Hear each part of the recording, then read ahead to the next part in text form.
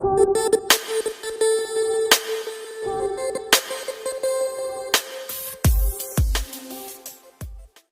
नमस्कार, मेरा नाम है सुनील और आप देख रहे हैं student can I help you. कैसे हैं बच्चे लोग सारे?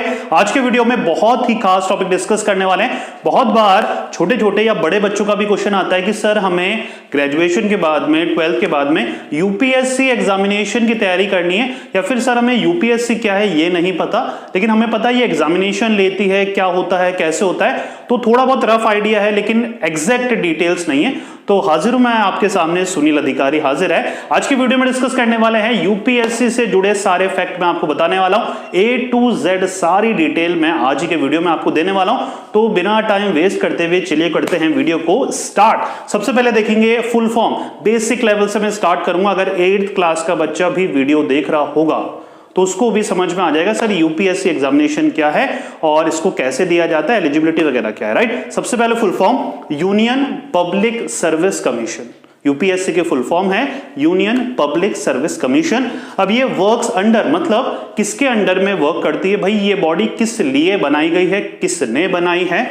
Recruitment agency for GOI. GOI मतलब गवर्नमेंट ऑफ इंडिया की रिक्रूटमेंट एजेंसी। रिक्रूटमेंट मतलब ये भर्ती देती है, या लोगों की जब भर्ती मतलब रिटायरमेंट हो जाते हैं या फिर वैकेंसी कम हो जाती है, रिक्वायरमेंट होती है, तो ये नौकरियां प्रोवाइड कराती है। गवर्नमेंट ऑफ इंडिया के अंडर में ये वर्क करती है।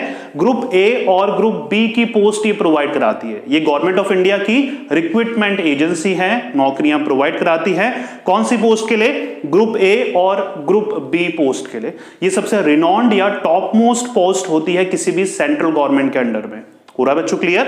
अब ये रिक्रूटमेंट कैंडिडेट फॉर, अब ये जो ग्रुप ए और बी में कौन कौन सी पोस्ट आती है उनके बारे में थोड़ा डिस्कशन कर लेते हैं। पहले सर्विसेज देखते हैं। ऑल इंडिया सर्विसेज के लिए रिक्रूटमेंट करती है UPSC. Central services and cadre के लिए भी ये रिक्रूटमेंट करती है। और आर्म्ड फोर्सेस, मतलब ये तीन कैटेगरी में जितनी भी जॉब्स ए और बी की जॉब्स आती है उनके लिए यूपीएससी एग्जामिनेशन कंडक्ट करती है। अब एग्जैक्ट स्पेसिफिक जॉब देख लेते हैं। आईएएस एग्जामिनेशन नाम सुना है आपने, इंडियन एडमिनिस्ट्रेटिव सर्विस के लिए ये एग्जामिनेशन यूपीएससी ही कंडक्ट करती है। आईपीएस, इंडियन पुलिस सर्विसेज के लिए भी यही एग्जामिनेशन कंडक्ट होता है। IFS, foreign services. IRS, Indian revenue services. IES, economic services. ESE, engineering services.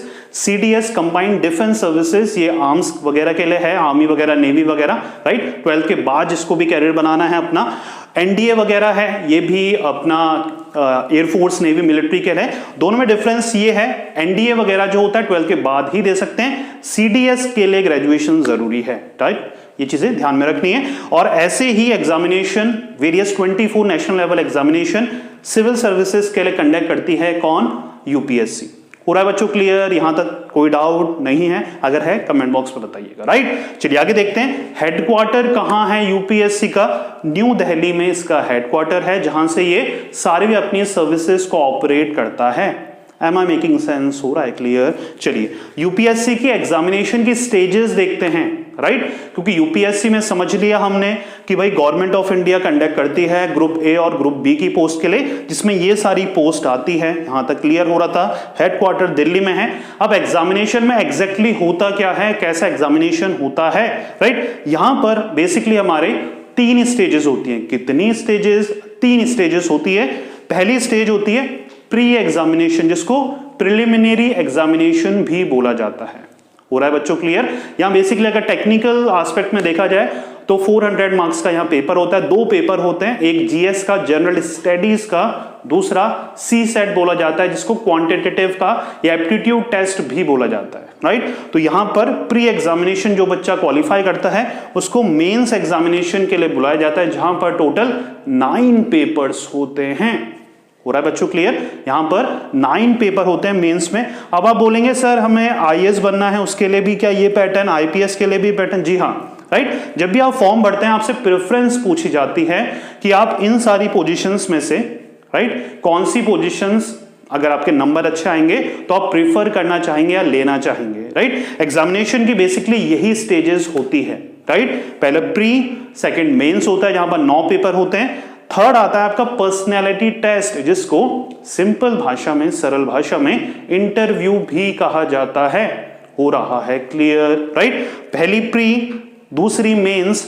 जो बच्चे प्री क्वालिफाई कर लेते हैं उनको मेंस के लिए बुलाया जाता है। मेंस क्वालिफाई करने के बाद पर्सनैलिटी राउंड, इंटरव्यू राउंड होता है, पैनल इंटरव्यू होता है, बहुत हार्ड होता है क्रैक करना, और फिर मेरिट लिस्ट तैयार होती है स्टेज 2 और स्टेज 3 के बेसिस पे।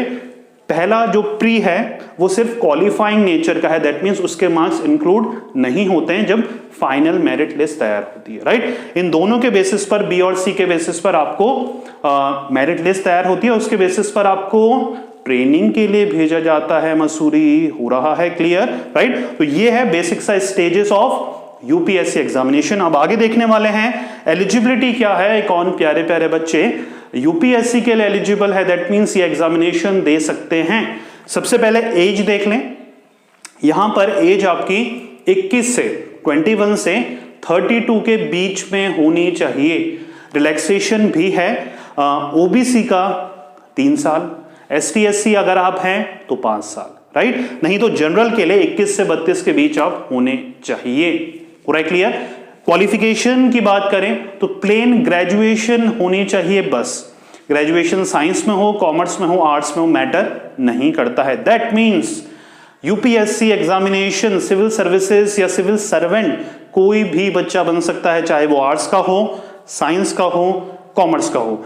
सर तीनों में से प्रीफर मतलब किसके लिए बेनिफिशियल रहेगा? आर्ट्स वालों के लिए, क्योंकि 40 से 50% जो भी आपका पेपर 2 है या फर्स्ट पेपर का थोड़ा बहुत जनरल स्टडीज का पार्ट है वो बीए में या आर्ट्स वालों को पता होता है या उनको स्टडी कराया हुआ है उनके ग्रेजुएशन में पहले ही, राइट। लेकिन भाई अगर साइंस के हैं, कॉमर्स के हैं तो डिमोटिवेट नहीं होना है। हार्डवर्क जितनी वो कर रहे हैं उतनी ही आपको भी करनी पड़ेगी, राइट। तो ऐसा कुछ ज्यादा प्रेफरेंस उनको ऐसा कुछ नहीं है। हार्डवर्क मतलब बहुत ज्यादा हार्डवर्क है इस फील्ड में। अगर आपको सिविल सर्वेंट बनना है जी तोड़ मेहनत करनी पड़ेगी आपको, राइट।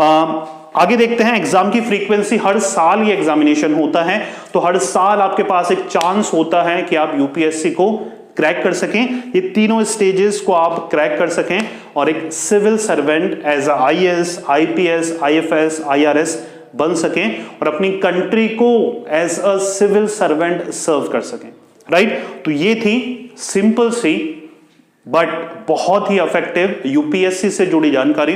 उम्मीद करता हूं वीडियो अगर पसंद आया होगा, थोड़ा बहुत भी पसंद आया, प्लीज लाइक जरूर करके जाइएगा।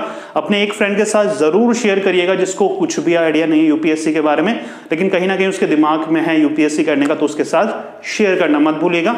चैनल आप बच्चों ने सब्सक्राइब कर लिया होगा। मिलेंगे नेक्स्ट वीडियो पे किसी और इंटरेस्टिंग टॉपिक के साथ। जब तक पढ़ते रहिए, मेहनत करते रहिए, क्योंकि आपका भी दिन आएगा। Thank you so much.